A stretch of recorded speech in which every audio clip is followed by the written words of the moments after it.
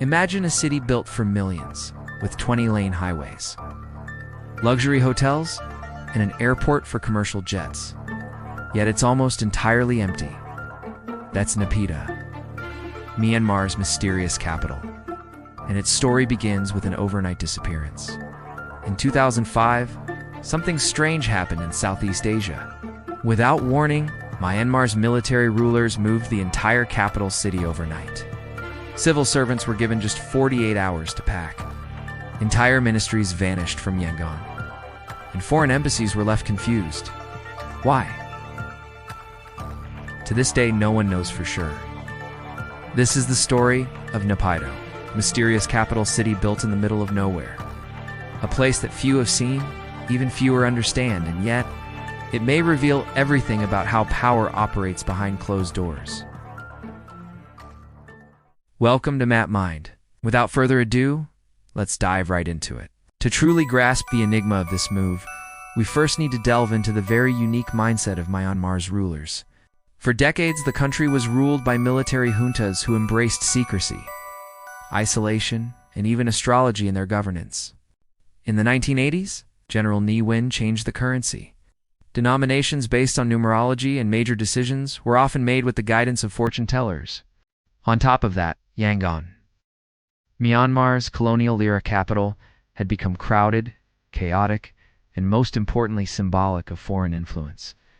The generals wanted a clean break, not just from the past, but from the people. That desire for a clean break culminated in a moment no one saw coming. It was November 2005 when the order came down. Tens of thousands of civil servants were told to relocate immediately. They were being moved to a secretive new site 320 kilometers north of Yangon, and many didn't know what awaited them. Offices weren't ready, internet and phone lines were patchy, and yet they were going to overnight. No public debate, no warning, no explanation. Even foreign embassies weren't told. It was as if the government had vanished into the jungle. So, the fundamental question remains: why would a government move its capital in total secrecy? Theory 1. Security. Yangon, on the coast, was seen as vulnerable to foreign invasion, or so the paranoid generals believed. Naypyidaw's inland location, surrounded by hills and far from population centers, offered a defensive advantage. With massive roads and military zones, it was clearly designed with mobility and control in mind. Theory 2. Astrology. Yes, really. Myanmar's generals have long consulted astrologers for major decisions. Some reports suggest the exact date and time of the move were chosen based on omens, numerology, star alignments, and even mystical advice. Theory 3. Total control. Naypyidaw isn't just remote, it's engineered for surveillance. The city is divided into rigid zones: government, military, hotels, residential. Each section is disconnected. There are 20-lane highways, with almost no traffic. It's a city built to be watched, not lived in. Now, with these theories in mind, let's take a closer look at the physical reality of Naypyidaw itself. On the surface, Naypyidaw is stunning.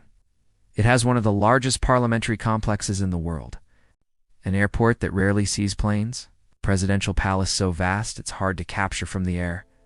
But look closer, and it feels empty. The roads are deserted. The public parks are immaculate and eerily quiet. There's even a 1,200-room hotel zone, with no guests. Most foreign diplomats still operate out of Yangon. Even many government workers live there and commute to Naypyidaw during the week. It's a capital city, without a capital vibe. It's a city of grand scale, yet its emptiness has led many to describe it as a capital without a pulse. So what do locals and visitors say? Journalists have called Naypyidaw the world's weirdest capital. One wrote that you could nap in the middle of its highways without getting hit. Tourists describe it as eerily perfect, like a movie set waiting for extras to show up. And even the few residents admit, it's quiet, too quiet. There are golf courses, lavish hotels, and even a zoo, but no buzz. No real economy. Just endless, orderly infrastructure with no one in sight. To understand just how unusual this emptiness is, it helps to compare Naypyidaw to other cities built from scratch. Take Brasilia, for example. When Brazil moved its capital in the 1960s, it was a bold statement, a way to unify a massive, diverse country by placing the capital in its heartland. It symbolized modernity, progress, and a fresh break from colonial legacies. Despite early criticism, Brasilia filled up with people, politicians, and energy. Or consider Abuja, Nigeria's purpose-built capital. Lagos was crowded, chaotic, and politically charged. Abuja was chosen for its neutral location, away from dominant ethnic groups, a deliberate attempt to foster national unity. And today it works. Abuja may lack the buzz of Lagos, but it functions as a proper political hub. Then there's Astana, now called Nur-Sultan, in Kazakhstan. Built in a windswept steppe, it became a symbol of the post-Soviet state's identity and ambition. Monumental architecture, futuristic skylines. It was cold, yes, but full of intent. Now contrast that with Naypyidaw. No national unification, no ethnic balance, no symbolic renaissance. Instead, the move felt more like a retreat. A fortified outpost carved out by generals, far from the people they governed. Wide highways built not for traffic, but for control. Government buildings spaced far apart, perhaps intentionally, as if preparing for civil unrest or invasion. So what does Naypyidaw really tell us? It's not just about geography, it's about power. This wasn't a move to connect with citizens. It was to disconnect from them. It wasn't to welcome the world. It was to keep it at bay. In a country marked by civil war, protests, and foreign suspicion, Naypyidaw is a symbol of hard borders and tighter control. And while the world speculates, the regime stays quiet, watching from behind its massive walls. But let's play devil's advocate for a moment. Could all this apparent paranoia actually be a strategic success? But what if it works?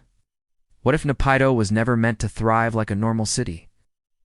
What if its entire purpose is to shield the government from instability, rebellion, or international pressure?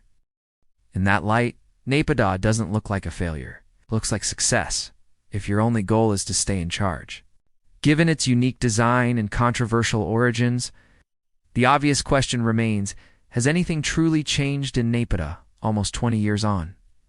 Some ministries have grown. More foreign delegations occasionally visit. But the city remains surreal. As Myanmar navigates its tumultuous present, Naypyidaw stands as a stark, quiet monument to a power structure that prefers isolation over integration. Will it ever truly awaken, or is its emptiness precisely its strength? What do you think? Is Naypyidaw the strangest capital on earth, or a brilliant move in a high-stakes power game? Drop your theories in the comments, and don't forget to subscribe and join Map Mind Nation. New videos every week.